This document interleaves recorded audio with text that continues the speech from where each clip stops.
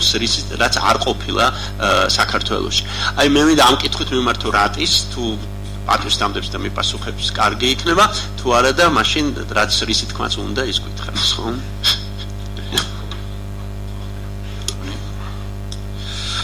იმ გაგებით რასაც ჩვენ ვეძახით სამართლებრივ სახელმწიფოს და რასაც სამართლებრივ სახელმწიფოში გულისხმობთ ალბათ ჩვენ მეხსიერებაში ასეთი სახელმწიფო არ არსებობს. ძალიან გაგვიჭირდება ახლა გიორგი ბრწყინვალესთან მისვლა, იქ ტრანსფერი და იმ სიტუაციის რეკონსტრუქცია თუ რა ხდებოდა მაშინ საქართველოში და ის გაგება და ის დისკურსი, რასაც დღევანდელი გადმოსახედიდან და დღევანდელი რეალობიდან სამართლებრივი სახელმწიფო ქვია, ალბათ ჩვენ ვერ გავიხსენებთ ჩვენს წინაპრების და პაპების გენეტიკური მეხსიერებითაც ამის რეკონსტრუქციას ვერ შევძლებთ. ამდენი ბოდიში არ მახასიათებს გაწყვეტა სიტყვას, რომ დავამთავრებ და არ დავამთავრებ ამ შემთხვევაში ბატონ ნიკას აზრს გავაგრძელებ, რისი დესეკურალიზაცია მიმდინარეობს, ანუ ის რაღაცა რა იცვლება რამე მე ასე გავიგე ბატონ ნიკას სიტყვა და სხვა შორის ამაში ვეთანხმები. რაც არ ყოფილა, რაც იყო ის არის, უბრალოდ შეიცვალა ფორმა, შეიძლება ასე ითქვას და რაღაცები უფრო აშკარა გახდა, თორე ცვლილება რაღაცის უარესობისკენ მე არ მგონი, ან უკეთესობისკენ. ყოველ შემთხვევაში მე ამას ვერ ავგრძნობ. კი ბატონო, გავაგრძელებთ და ნელ-ნელა ვეცდები, ასე ვთქვათ, ამ მიზეზებზეც ვისაუბროთ. თავარი ალბათ პირველი მოტივი ჩემი იქნება პირადად ჩემი, სწორედ ის ინფლაცია, რაც ჩემთვის ყველაზე მნიშვნელოვან, ასე ვთქვათ, დროს და სივრცეს აქვს ჩემს ცხოვრებაში, ასე ვთქვათ, დაკავებული ეს არის ქრისტიანობა, ხო? ქრისტიანობის სრული ინფლაცია და როგორც ქრისტიანი ადამიანი ძალიან ხმამაღლა ჟღერს და ალბათ პირველად ვიტყვი ასეთ რამეს, ძალიან წუხვარ, რაც ქრისტიანობას ემართება საქართველოში. და რა ტრაგიკული მდგომარეობის წინაშეც ვართ, იმიტომ რომ ძირითადი ასე ვთქვათ, ქრისტიანული არსი, რაშიც მდგომარეობს ქრისტიანული არსი, დარღვეულია ყველა ნაბიჯზე, ასე ვთქვათ, საქართველოს მოსახლეობის უმრავლესობის. რამდენი პროცენტია ბატონ ნიკა თქვენ გემახსოვრებათ 80-ზე მეტი, ხო? ძალიან პატარა, ასე ვთქვათ, გახსენებით შეიძლება, ასე ვთქვათ, შევეხოთ რა არის მარტივად ქრისტიანობა და როგორ აღიქმება დღეს ქრისტიანობა და რად აღიქმება ქრისტიანობა და მოდი ასე ვთქვათ, როგორ იყიდება თანამედროვე პოლიტიკურ ენაზე რო ვთქვათ, ქრისტიანობა საქართველოში. ეს ძალიან მნიშვნელოვანია და ფუნდამენტური საკითხია. ნაციონალიზმი ახსენა, გიორგის აბსოლუტურად ვეთანხმები, იმიტომ რომ ქრისტიანობა პირველ ყოვლისა თავისი განვითარების წიაღიდანვე ზე ნაციონალური, ანუ ის გამორიცხავს სისხლის მიერ ასე ვთქვათ, კავშირებს, თომობრივ, თემობრივ კავშირებს და სახარების ძალიან ბევრი, ასე ვთქვათ, იგავი თუ სიუჟეტი თუ მაცხოვრის სიტყვა აი ამაზე მეტყველებს, ხო? მრავალი მოვირიდენ დასავლეთიდან, სამხრეთიდან და თქვენ გეტყვით რომ არ გიცნობთ, ხო?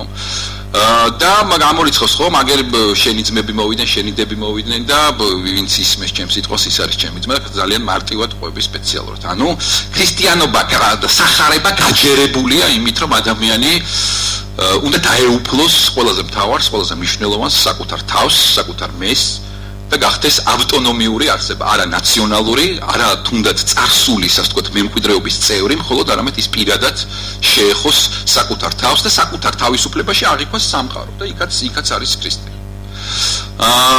სხვა შორის ძალიან საინტერესოა ძალაუფლებასთან კავშირი ქრისტიანობის ყველაზე მნიშვნელოვანი თემაა, მე ვფიქრობ, ქრისტიანობა და ძალაუფლება და ამიტომაც მოვედი, იმიტომ რომ საჯარო დისკუსიების, ასე ვთქვათ, დიდი გამოცდილება არ გამაჩნია. ახალგაზრდა პოეტი ვარ, იმერელი, ინოს გავუხარდებ. ეს ერთხელ ესე მიწოდეს იმერელი პოეტი და უბრალოდ ვიხო ციტირებას ვაკეთებ. ხო, ახალგაზრდა იმერელი პოეტის, ასე ვთქვათ, საჯარო დისკუსია. ნაციონალობა, ძალაუფლება და ფული. სახარებაში აი ამაზე ყველაფერზე არის საუბარი. ყველაფერს თავი რო დავანებთ. თავარი პრობლემა ჩვენი, ასე ვთქვათ, პოლიტიკური ისტაბლიშმენტის თუ საზოგადოების თლიანად არის სწორედ, მოდი პირდაპირ თქვათ, ქრისტიანობის და პირველ ყოვლისა სახარების უწოდინა. ანუ როდესაც ჩვენ ქრისტიანობაზე ვსაუბრობთ, ქრისტიანობრივ არსზე ვლაპარაკობთ და ქრისტიანობის სულზე ვლაპარაკობთ, ჩვენ შეგვიძლია ვთქვათ, რომ ყველა სახელმწიფო ინსტიტუტიდან და რელიგიური ინსტიტუტიდან რასაკვირველია ის დევნილია. ის არის სრულ დევნილობაში. იმიტომ რომ ქრისტიანობის ნარჩენი არ არის იქ, სადაც არის ლაპარაკი სულ ნაციონალიზმზე, სადაც ქრისტიანობა იყიდება როგორც პოლიტიკური მომავალი, როგორც პოლიტიკური რეიტინგი, როგორც ან ეკლესიის მსახურებისგან, როგორც ძალაუფლება და გავლენის სფერო. ვისაც ასეთი და გახსოვთ ამ 12 მოწაფედაგან ერთ-ერთი მოწაფე იყო, ვისაც ყულაბა ებარა და ვინც ყველაზე ნაციონალისტი იყო და ნაციონალურ იდეებს ატარებდა და ქრისტესთან ვერ ახამებდა ამ თავის ინტერესებს, გახსოვთ მისი სახელით, როგორ დაამთავრა მან, მას ერქვა იუდა ისკარიოტელი, რომელიც ძალიან ახლოს იყო, ძალიან ღრმად თანამშრომლობდა ნაციონალურ საკითხებზე მაშინდელ იუდაისტურ, ასე ვთქვათ, სასულიერო პირებთან, ძალიან ღრმა კავშირი ჰქონდა, მისგან ფულსაც იღებდა, მოდი ასე ვთქვათ. და სერიოზული ნაციონალური ინტერესები გააჩნდა მაშინდელი მტრის წინააღმდეგ, აი დღეს როგორც ახლა ჩვენ ვახსენებთ ხშირად რუსეთს და როგორც გვეშინი, ასევე ძალიან დიდი ზარის თავზარდამცემი რამ იყო მაშინ ისრაელისთვის რომი. და მთავარი პრობლემა და მთავარი მტრის ხატი მაშინ ისრაელში იყო რომი და გახსოვთ ის მნიშვნელოვანი ფარისევლების მიერ დასმული შეკითხვა, რომელიც ცდილობდა მაცხოვრის, ასე ვთქვათ, კუთხეში დაყენებას უკაცრავად, ასე რომ ამბობ, მაგრამ ეს ჩაიქრებული კითხვა, რომ ვის გადაუხადოთ თუ არა კეისარს ხარკი, ხო? თუ მაცხოვარი იტყოდა, რომ არ გადავუხადოთ, ამით გამოიწვევდა, ასე ვთქვათ, მაშინდელი პროტექტორატის წრომას და დასჯიდნენ სიკვდილით, როგორც რომის წინააღმდეგ მეამბოხეს და თუ იტყოდა გადავიხადოთ, მაშინდელი ნაციონალისტების წრომას დაიმსახურებდნენ და იგივე შედეგს მიაღწევდნენ, ხო? და მაგრამ გახსოვთ გენიალური პასუხი სრულიად კეისარს კეისრისა, ღმერთს ღმრთისა. ფული, ძალაუფლება და სისტემა. სამწუხაროდ მე როდესაც ვაკვირდები და ჩვენი რეალობა ეს არის.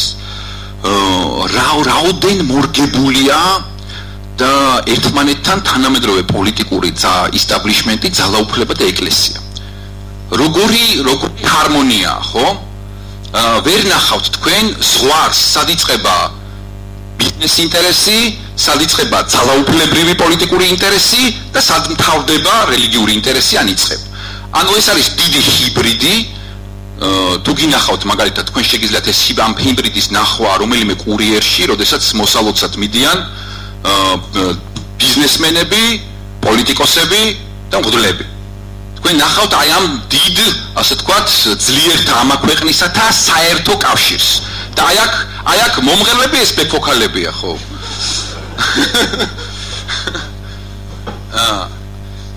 მე სწორედ ქრისტიანული პოზიციიდან გამომდინარე მიკლავს ეს გულს. რომ რა კავშირი აქვს ამას? აი ჩვენ დიდი მოოქროვილი წმინდა გიორგი დაყურებს თავისუფლების მოედანზე, ხომ? ეს არის ძალიან საინტერესო მხატვრის გაკეთებული წერეთელი, ზურა წერეთლის მიერ, რომელსაც საინტერესო ცხოვრებისეული, ასე ვთქვათ, ბედი აქვს, თუ ბედის წერა აქვს.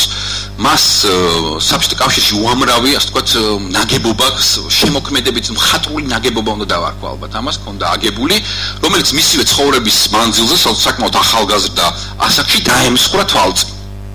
თუ გახსოვთ, ეს იყო ახლა გიორგის ემახსოვრება, გოგის ემახსოვრება, ეს იყო თბილისის შემოსასვლელში ტრაქტატი. წმინდანინოს ადგილზე რაღაცა უცნაური ბურთი იყო ალბათ 15 რესპუბლიკის დროშებით და აქვე ის ახალ ასე ვთქვათ შემოქმედებით ნაგებობებს ჩეკავს, მაგრამ ეს იყო ადამიანი ძალიან მარტივად რო ვთქვათ ქართული კონიუნქტურის ხელოვნებაში ასე ვთქვათ სრული განსახიერება, ხო, რომელმაც მიაღწია აპოგეას და რომელსაც ყველა თავისი ნაწარმოები საბჭოთა კავშირის დროინდელი დაენგრა. ეხლა ინგრევა, ამას წინ აეროპორტიდან მოვდიოდი და იქ რომ არის აეროპორტის გადასახვევთან რაღაცა ძეგლი, ისეც ენგრევა. აი წმინდა გიორგი მთავარი სიმბოლო, რომელთაც ჩვენ ვამაყობთ და რომელსაც პრეზიდენტი ყოველთავის გამოსვლაში ახსენებს, რომ აი ჩვენ გავიმარჯვებთ ბროტებს. სხვაჯორის საქართველოს უნიკალურია იმითაც, რომ წმინდა გიორგის ფრესკებზე და ხატებზე არა მარტო გველეშაპია გამოხატული, არამედ მეფეც, ანუ სისტემის თავი დიოკლეტიანი, ხო? პირდაპირ ყველანაირი, ასე ვთქვათ, სიღრმეებისა და სიმბოლიზმების ძიების გარეშე ხედათ მთავარი, ასე ვთქვათ, ეს წარმოიდგინეთ ახლა ამერიკაში რომ წავი შვარცკოპფი ან ჯონ მალხას შალიკაშვილი რომ ასე ვთქვათ განუდგეს პრეზიდენტს და რაღაცა ტიპის რელიგია მიიღოს და ამის გამო რომ იგი დაისაჯოს, ხო? ანუ წმინდა გიორგი ყოველთვის არის სახე იმისა, თუ როგორ ამარცხებს ადამიანურობას, სისტემას, ძალაუფლებას. წმინდა გიორგის ხატში და წმინდა გიორგის გამოსახულებაში, მოდი ასე ვთქვათ, წმინდა გიორგის იმაგინაციაში ჩვენ გვაქვს ადამიანის გამარჯვება სისტემაზე, ძალაუფლებაზე, ის რაც ჭამს, ის რაც გველეშაპურია და სტიქიურია ადამიანთან მიმართებაში. ეს არის წმინდა გიორგი, ხომ, რომელსაც ყველაზე მეტად და ყველაზე არასწორად, ასე ვთქვათ, იყენებს სწორედ სისტემა, იყენებს სწორედ სახელმწიფო და იყენებს, ასე ვთქვათ, ყველა, ასე ვთქვათ, ქრისტიანული ქვეყნების დიოკლეტიანეები, ხომ, რომლებიც ქმნიან ამა თუ იმ სისტემას, ძიმეს. დღეს ბუნებრივია და ყველაზე ტრაგიკულად საყურებელია ის თუ როგორ აბსოლუტურად შინაგანი სამართლიანობით ადამიანები აი ამ დამახინჯებულ ქრისტიანობასთან ვერ ამყარებენ კავშირს და მათ აქვთ პროტესტი. და ისინი ბუნებრივია მართლმადიდებლობას და ქრისტიანობას აიგივებენ იმასთან, რასაც ბატონი ნიკა გვთავაზობს ამ კანონ პროექტით, ხო? და ბუნებრივი პროტესტი ჩდება. იმიტომ რომ არ არის განათლება, იმიტომ რომ ადამიანები ყველაზე ქრისტიანი ქართველები ამ შემთხვევაში ყველაზე ნაკლებად რასაც კითხულობენ და რასაც იცნობენ, ეს სწორედ ქრისტიანული ლიტერატურაა. ყველაზე ალბათ ყველაზე ნაკლებად საკითხული ტექსტი დღეს საქართველოში არის სახარება. მე ძალიან ბევრჯერ გამიმეორებია ეს ფაქტი, იმიტომ რომ კალისტრატე ცინცაძეს აქვს თავის ჩანაწერებში ეს მოყოლილი, რომელიც ჩვენთან ინახება სახლში 37 წელს ორი ადამიანი მოვიდა აღდგომას. და ეს ახლა ამის მიზეზებს არ მოყვები, ხო? აი ამ დიდი ქრისტიანული ქვეყნიდან ორი ადამიანი იდგა ლიტანიობას.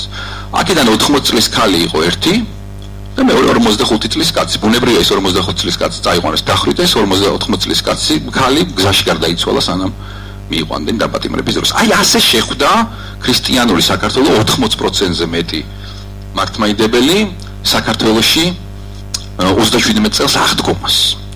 ეს არის ძალიან სიმბოლური ჩვენი დამოკიდებულებისა და ასე ვთქვათ ჩვენი კონფორმიზმისა, რომელიც გაჯერებულია საქართველოში. ანუ სისტემა ყოველთვის თავშია. წმინდა გიორგის მაგივრად დგას გველეშაპი და რეალობაში ჩვენ რომ შევხედოთ კარგად რომ დავაკვირდეთ წმინდა გიორგის ხატს საქართველოში და ხილვა რომ გქონდეს, წმინდა გიორგი იქნება ქვემოთ და გველეშაპი იქნება ზემოთ. აი ეს იქნება, იმიტომ რომ სისტემა ყველას აზის თავზე და ყველა კონფორმულად, ასე ვთქვათ, ცდილობს მოერგოს იმას, რასაც საქართველოში ქვია სისტემა. და ქრისტიანობა ეს არის ინდივიდუალური გზა ამ სისტემის დამარცხებისა, ხოლო ეკლესია, ანუ ერთობა არის, ასე ვთქვათ, საერთო კრებსითი მცდელობა ამ სისტემის დამარცხებისა. ეს არის ინდივიდუალობების ერთობა და არა ნაცრისფერ დამონებულ ადამიანთა ერთობა. თითოეულ მათგანს აქვს კავშირი უნივერსუმთან, ხო? თითოეულ მათგანს უნდა ჰქონდეს კავშირი მაცხოვართან, ქრისტესთან, ბუნებრივია.